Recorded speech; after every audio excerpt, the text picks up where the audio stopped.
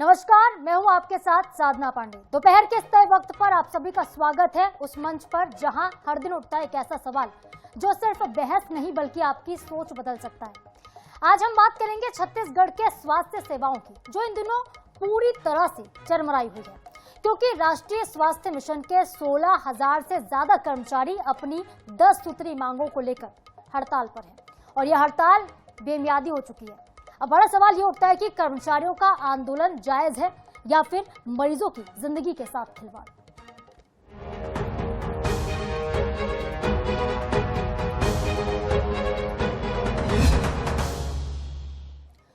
तो आज का हमारा मिड डे एजेंडा है हड़ताल जारी, मुसीबत भारी। छत्तीसगढ़ में राष्ट्रीय स्वास्थ्य मिशन के 16,000 से ज्यादा कर्मचारी 10 सूत्री मांगों को लेकर हड़ताल पर लगातार डटे हुए हैं। राष्ट्रीय स्वास्थ्य मिशन के कर्मचारियों की हड़ताल से छत्तीसगढ़ की स्वास्थ्य व्यवस्था चरमरा चुकी है। राष्ट्रीय स्वास्थ्य मिशन यानी कि एनएचएम के कर्मचारी नियमितीकरण, ग्रेड पे निर्धारण और कई मांगों को लेकर हड़ताल कर रहे हैं। 10 सूत्री मांगे हैं। 18 अगस्त से यह हड़ताल शुरू हुई थी। बेमियादी हड़ताल ने छत्तीसगढ़ की स्वास्थ्य सेवाओं पर बीते 4 दिन में बहुत बुरा असर डाला। आलम तो ये कि स्वास्थ्य केंद्रों में असुविधाओं के लिए खेद है कि तख्ती लगा दी गई है, ताले भी लटक गए हैं। बता दें आपको कि रायपुर में इन कर्मचारियों की संख्या 1374 है। इन कर्मचारियों के भरोसे ही राजधानी के कई आरोग्य मंदिर, शहरी स्वास्थ्य केंद्र संचालित होते हैं। एनएचएम के संविदा पद पर कार्यरत doctor, nurse staff, lab technician, pharmacist, counsellors, RMA और एनएमए, कई स्वास्थ्य कर्मचारी ड्यूटी पर नहीं पहुंच रहे हैं। नतीजा जो सोचा गया था उससे भी बुरा हुआ। अस्पताल पहुंचने वाले मरीजों को बेरंग ही वापस लौटना पड़ रहा है और इसके अलावा सेंट्रल लैब में ब्लड, शुगर, यूरिन, किसी भी प्रकार की कोई भी जांच नहीं हो रही है। मरीज लैब पहुंचते हैं, लैब के बाहर बैठकर अपनी बारी का इंतजार करते हैं और वापस लौट जाते हैं निराश होकर। कर्मचारी संघ ये साफ चेतावनी दे रहा है कि अगर सरकार ने जल्द ही उनकी मांगों पर ठोस फैसला नहीं किया तो ये आंदोलन और ज्यादा उग्र होगा। जरा सोचिए, अब के 4 दिन में आंदोलन के चलते लोगों को इतनी परेशानियां उठानी पड़ रही हैं, तो आगे क्या होगा, आगे और क्या तस्वीर हो सकती है। तो अनिश्चितकालीन हड़ताल के चलते जनता बेहद परेशान है। अब हड़ताल हठ बन गई है तो जनता के लिए सरकार क्या फैसला करे, इस पर भी चर्चा होनी बेहद जरूरी है। चलिए, हमारे साथ कुछ खास मेहमान जुड़ रहे हैं, उनसे हम बातचीत करते हैं। इंट्रोडक्शन करवा दें। हमारे साथ है डॉक्टर राकेश गुप्ता, कांग्रेस के नेता और पूर्व अध्यक्ष आईएमए रायपुर के। शताब्दी पांडे हैं, बीजेपी की प्रवक्ता हमारे साथ, और कौशलेश तिवारी हैं, प्रदेश महासचिव है एनएचएम के। बहुत स्वागत है। अभी कुछ देर में हमें ज्वाइन करेंगे कौशलेश जी, लेकिन शुरुआत में शताब्दी जी आपके पास ही आती हूँ शुरुआत में, क्योंकि हड़ताल जो है लंबे वक्त से चल रही है छत्तीसगढ़ में, अलग अलग विषयों को लेकर हड़ताल हो रही है, लेकिन जो स्वास्थ्य व्यवस्थाएं एनएचएम कर्मचारियों के हड़ताल पर जाने से ठप हो गई हैं, सरकार क्यों नहीं मांगों पर विचार कर रही, अब तक कोई पहल क्यों नहीं की गई? शताब्दी जी। जी, निश्चित रूप से कर्मचारियों की मांगों पर चिंतन किया जाएगा और इनकी जो भी समस्याएं हैं इसको हल करने के लिए प्रदेश सरकार के माध्यम से इनकी समस्याओं का हल होगा। लेकिन जैसा कि आप भी जानती हैं कि किसी भी समस्या का हल इस प्रकार से नहीं होता, बैठकर चिंतन, मनन और बातचीत से होता है। निश्चित रूप से सरकार के द्वारा निरंतर प्रयास किया जा रहा है। मैं आपको बताना चाहूंगी कि ये जो हमारे एनएचएम के अंतर्गत के जो कर्मचारी हैं, विशेष तौर पे मितानिन, इनके लिए केंद्र सरकार को प्रस्ताव भी भेजा जाने का इसमें बात कही गई है कि हम केंद्र सरकार से मितानिन कर्मचारियों को एनएचएम के अंतर्गत स्थायी रूप से ले जाने का निवेदन करेंगे। यानी मेरा कहने का ये मतलब है कि इस प्रकार से बहुत सारे ऐसे प्रयास छत्तीसगढ़ सरकार के द्वारा किए जा रहे हैं जो इन सभी 1300 और इससे भी ज्यादा अन्य कर्मचारियों के हित में हो, क्योंकि कोई भी सरकार नहीं चाहेगी कि जिन कर्मचारियों की सेवाओं से कोई भी विभाग सुचारू रूप से चलता है उनकी मांगों को न माना जाए। निश्चित रूप से इनके प्रतिनिधि जब हमारे लेकिन शताब्दी जी, माफ कीजिएगा, रोक रही हूँ मैं, 4 दिन तो हो गए ना हड़ताल को, सरकार किस बात का इंतजार करे? शताब्दी जी, सरकार किस बात का इंतजार कर रही है? मरीजों के लिए कोई टेस्ट उपलब्ध नहीं हो पा रहा है, मरीजों को अस्पताल से बेरंग वापस लौटना पड़ रहा है, किस बात का सरकार इंतजार कर रही है? क्यों नहीं बात के लिए पहल की गई? निश्चित रूप से इनके जो प्रतिनिधि मंडल है उनकी चर्चाएं चरण दर चरण चल रही है। और चर्चा तो जुलाई में भी हुई थी ना, जुलाई में भी चर्चा हुई थी, हड़ताल की राह पर थी, आंदोलन की शुरुआत तब भी की गई थी।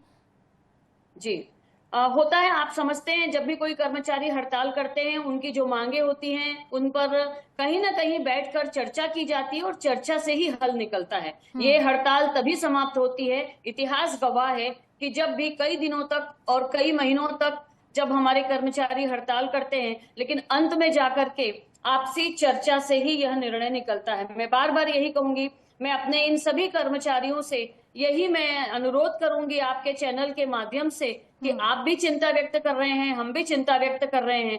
आप हम सब मिलकर जनता की सेवा के लिए, देखिए, स्वास्थ्य सेवा एक ऐसी सेवा होती है जहां किसी भी प्रकार की कोताही नहीं होनी चाहिए। मैं इन सभी कर्मचारियों से अपनी पार्टी की ओर से निवेदन करूंगी कि आप जल्द से जल्द अपने काम पर लौटने के लिए तैयार रहें। आपके प्रतिनिधिमंडल हमारे स्वास्थ्य मंत्री और हमारे मुख्यमंत्री से चर्चा करके जो भी निर्णय निकालेंगे आपके हित में होगा। निश्चित रूप से कोई भी सरकार अपने कर्मचारियों के अहित का निर्णय नहीं लेती है, इस पर मैं विश्वास दिलाती हूँ।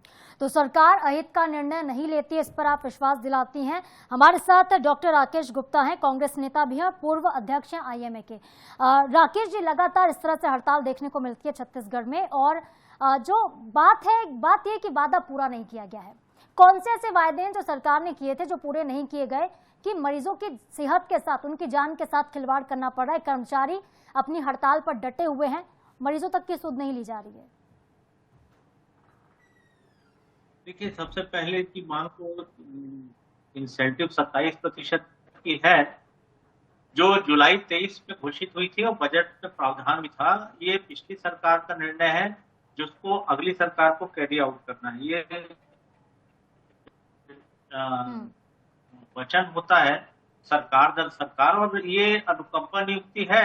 लेकिन जब इसमें सैलरी नहीं बढ़ती है तो सरकारें चाहती हैं कि किसी प्रकार की वेतन वृद्धि इनडायरेक्टली दे दी जाए। तो ये इसका एक प्रोविजन निकाला गया था जिसमें बजट में पिछली सरकार भूपेश बघेल जी की सरकार ने किया था, और इसमें बजट प्रावधान भी थे, लेकिन किसी कारण से सरकार ने उसको लागू नहीं किया। इसमें सबसे महत्वपूर्ण समस्या ये है कि कर्मचारियों को नियम से वेतन नहीं मिलता पिछले 1.5 साल से। हर 2-3 महीने बाद गतिरोध की स्थिति आती है, जिसके कारण इनको घर चलाना मुश्किल हो जाता है।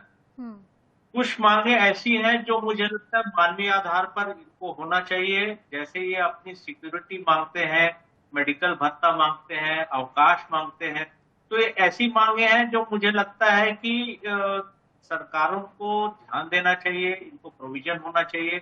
हालांकि इनकी नियमावली जो एनएचएम की है उसको सुधारा जा सकता है। मेडिकल भत्ता मांगते हैं, मुझे लगता है कि मेडिकल सिक्योरिटी देने में सरकार को किसी प्रकार की दिक्कत नहीं होनी चाहिए।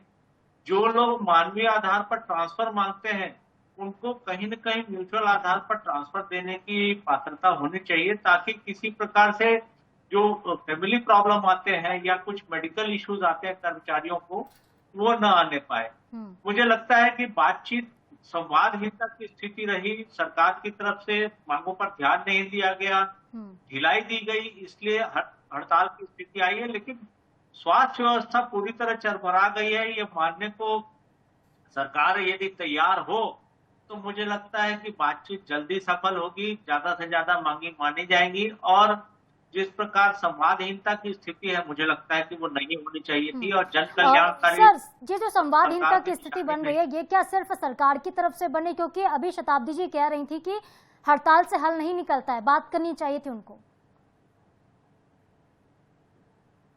देखिए, मुझे ये बात सुन के बड़ा खराब लगा। शताब्दी जी का खुद इनके पिता बहुत बड़े मजदूर नेता रहे हैं, उनको कम से कम ऐसी बात नहीं कहनी चाहिए कि हड़ताल से हल नहीं निकलता है। ऐतिहासिक हड़तालों को श्री वल्लभ थानवी जी ने लीड किया है। हम जब छात्र नेता थे तो देखते थे कि वो किस प्रकार मजदूरों की मांगों को लेकर आगे बढ़ते थे, और मजदूरों की मांग उनके नेतृत्व में मानी जाती थी। तो यदि भाजपा का नेता कोई ऐसा कहे कि हड़तालों से हल नहीं निकलता है, तो ये एक मिनट, मैं कहना चाहूंगी मैं कुछ कहना चाहूंगी। मैंने ये नहीं कहा कि हड़तालों से हल नहीं निकलता। लेकिन शताब्दी जी, आपने कहा ना उनको हड़ताल पे बैठने की बजाय बात करना चाहिए था कि, और क्या समझा जाए? नहीं, डॉक्टर राकेश गुप्ता जी, ये तो संवैधानिक प्रक्रिया है, संवैधानिक अधिकार है कर्मचारियों का। मैंने मुझे लगता है कि मैं कुछ कहूँ, इसलिए हड़ताल की स्थिति आई है, और जो स्वास्थ्य व्यवस्था बहुत दुरावस्था में पहुंच गई है, वो वास्तव में सरकार के लिए शर्म का कारण। ठीक है डॉक्टर साहब, मैं एक बार फिर अपनी बात को रिपीट करना चाहूंगी। मैंने ये कहा कि हड़तालें कई दिनों तक, कई महीनों तक भी चलती हैं। कर्मचारी हड़ताल करते हैं, ये तो उनका नैसर्गिक अधिकार है। लेकिन अंत में बात कहाँ जाती है? लेकिन शताब्दी जी, हड़ताल तो चलती रहेगी ना महीनों भर। मरीजों का क्या, जो अस्पतालों में जाके लाइन में लगे हुए हैं? ये कहा, हल कहाँ निकलता है? हल तब निकलता है जब आपका प्रतिनिधि मंडल, अभी प्रदेश महासचिव जी भी हमारे साथ जुड़ गए हैं, जैसे कि अगर इनके संघ के प्रदेश महासचिव और अन्य पदाधिकारी जब बैठकर चर्चा करेंगे, और ऐसा नहीं है कि चर्चा ठीक है, क्यों चर्चा नहीं करें, पूछते हैं हमारे साथ। ठीक है, बने रहिए आप दोनों हमारे साथ। हमारे साथ कौशलेश तिवारी जी जुड़ गए हैं, प्रदेश महासचिव है एनएचएम के। कौशलेश जी, आप बताइएगा कहाँ समस्या आ रही है, क्यों बैठकर बातचीत नहीं हो पा रही, क्यों हड़ताल पर जाना पड़ रहा है कर्मचारियों को, क्यों मरीजों की सेहत के साथ, उनके स्वास्थ्य के साथ खिलवाड़ करना पड़ रहा है, कहाँ समस्या आ रही है सर? जी, सबसे पहले तो बहुत बहुत आभार व्यक्त करता हूं मैं एनएच को हमारी समस्याओं को अपने मंच पे उठाने के लिए। और हमारे पास भाजपा की प्रवक्ता मैडम है। मैं थोड़ा विलंब से जुड़ा इसलिए पूरी चर्चा नहीं सुन पाया, लेकिन जो मैं सुन पाया हूं उसमें मुझे यह प्रतीत हो रहा है। और अभी आपने भी पूछा कि कहाँ बातचीत की समस्या आ रही है, तो मैं थोड़ा सा अवगत करा दूं जो भी हमारे डिबेट में पैनलिस्ट हैं। इस सरकार के कार्यकाल में लगभग 20 महीने हुए हैं, हमने 160 से अधिक ज्ञापन दिए हैं, 160 से अधिक। इसमें मुख्यमंत्री जी से लेकर, मुख्यमंत्री हैं, वित्त मंत्री हैं और स्वास्थ्य मंत्री जी हैं। स्वास्थ्य मंत्री जी से तो हमने अनेकों बार भेंट की है, उच्च प्रशासनिक अधिकारियों से भी भेंट की। और मैं आपको जानकारी दे दूं कि 2024 में हमने 2 दिन का मानसून सत्र के दौरान भी प्रोटेस्ट किया था। अभी 1 मई को मजदूर दिवस के अवसर पर भी हमने 1 दिन का प्रोटेस्ट किया था। और अभी जुलाई में ही, ये अभी जो पिछली जुलाई बीती है 16 और 17 जुलाई को, उसमें भी हमने 2 दिन का प्रोटेस्ट किया था। उस प्रोटेस्ट के दौरान हम लोगों ने जो बहुत अत्यावश्यक सेवाएं थी, स्वास्थ्य सेवाएं, जिसमें एसएनसीयू जो सबसे महत्वपूर्ण है, वहां के अपने कर्मचारियों को हमने आंदोलन में शामिल नहीं किया था, वो उन 1 या 2 दिन के प्रोटेस्ट में। क्योंकि हमें लगता था कि भाई हम 1-2 दिन के प्रोटेस्ट में अभी थोड़ा सा प्रतीक्षा कर लेते हैं, हम नवजात शिशुओं की जान को हम खतरे में नहीं डालेंगे। लेकिन जब हम लोगों ने 17 जुलाई को अपना प्रदर्शन रायपुर में किया था, उसी समय शासन को बताया था कि भाई 15 अगस्त तक अगर किसी प्रकार की कोई सुनवाई नहीं होती है तो हम अनिश्चितकालीन आंदोलन पे जाएंगे। 1 महीने पहले लगभग मान लीजिए हमने बताया था।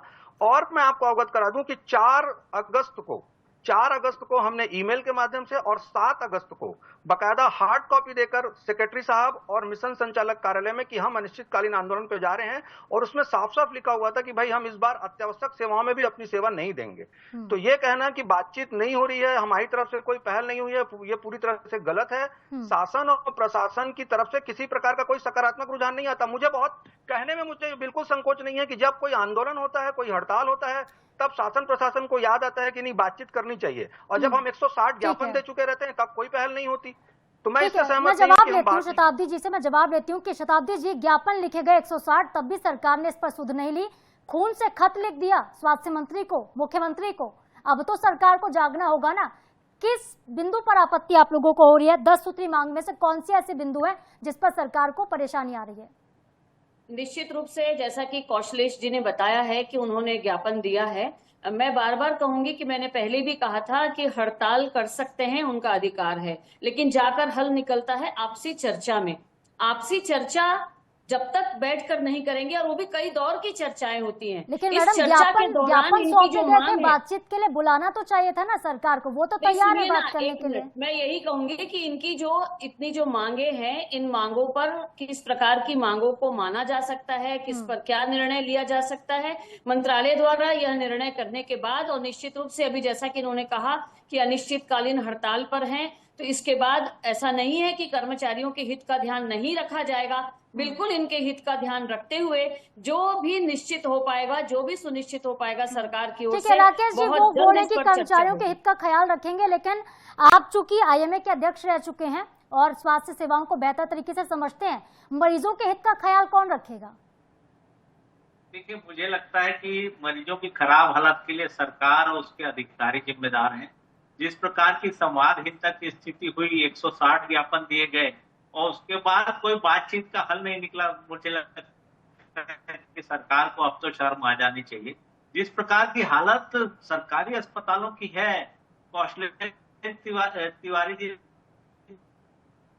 उसने कहा कि हमने एसएनसीयू बनने की बधाई के पात्र हैं कि उन्होंने मानवीय फुट हड़ताल का बरकरार रखा है और ये आगे भी जारी रहेगा, मुझे उम्मीद है, क्योंकि उनकी हड़ताल के कारण किस प्रकार की जान न जाए ये देखना उनका काम है। लेकिन फिर भी जिस प्रकार की संवादहीनता और असंवेदनशीलता सरकार की तरफ से इनकी मांगों के प्रति बनी हुई है, इनके पास हड़ताल के अलावा कोई चारा नहीं था। अभी भी मुझे लगता है कि किसी प्रकार की सकारात्मक बातचीत की पहल सरकार की तरफ से नहीं हुई है। सर, ये INS 24/7 एक ऐसा मंच है, हम जनता से जुड़े हुए मुद्दों को उठाते हैं, जनहित के सरोकार के मुद्दे हम उठाते हैं। कौशलेश जी, आपको हम 30 सेकंड देते हैं। 30 सेकंड के वक्त में आप क्या कहना चाहते हैं सरकार से मीडिया के माध्यम से? सर, आपके पास पूरा वक्त है, 30 सेकंड। जी धन्यवाद। मैं ये कहना चाहता हूं कि ये संवादहीनता की ये स्थिति है। हम अपनी तरफ से संवाद करने के लिए लगातार प्रयासरत रहे हैं और 160 ज्ञापन देने के पश्चात भी सरकार द्वारा किसी भी प्रकार की कोई कार्रवाई नहीं की गई। मोदी की गारंटी का भी इन्होंने उल्लेख कर रखा था विधानसभा चुनावों के दौरान। भाई, नियमितीकरण, संविलियन, ग्रेड पे जैसी जो बहुत जरूरी चीजें हैं, अनुकंपा नियुक्ति, जो कोरोना वॉरियर में हमारे बहुत सारे लोग संक्रमित होकर उनकी जान चली गई। आप सोचिए, हमने ये नहीं कहा कि भाई आप संविदा में अगर किसी की मृत्यु होती है तो आप उसको नियमित कर्मचारी के तौर पे रखें। हमने ये भी कहा कि भाई अगर संविदा में कोई मरता है और संक्रमण से, तो आप कम से कम उसे संविदा में ही रख लीजिए। कम से कम अगले दिन से वो 2 रोटी तो खाएगा उसके परिवार के। पर सोचिए, उन चीजों पर भी सरकार और प्रशासन ध्यान नहीं देता है जो बहुत आसानी से हो सकती हैं। और लगातार हमें घुमाया जाता रहा है, लगातार 20 महीने से हम परेशान हैं।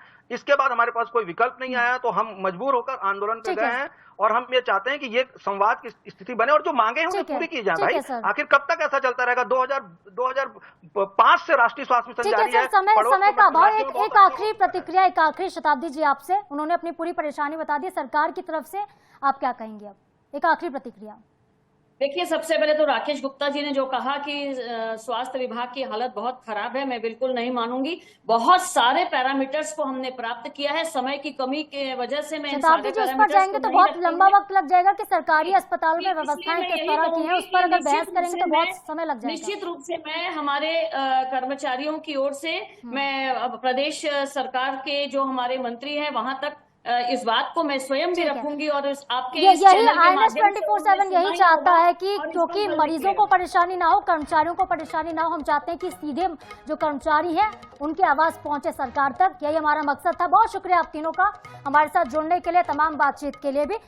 तो देखिए, जिस तरीके से ये पूरी चर्चा हुई है, मुझे लगता है ये चर्चा बेहद सार्थक उस दिन होगी जब कर्मचारियों की मांगे भी मानी जाएंगी और मरीजों के सुध भी ये जो कर्मचारी सड़कों पर बैठे हैं वो लेंगे, क्योंकि शिशु वार्ड बंद है, अस्पतालों में OPD बंद है। ऐसे में जाहिर तौर पर सेहत के साथ तो खिलवाड़ कतई नहीं होना चाहिए। आज के लिए फिलहाल इतना ही। आप देखते रहे INS 24/7। नमस्कार।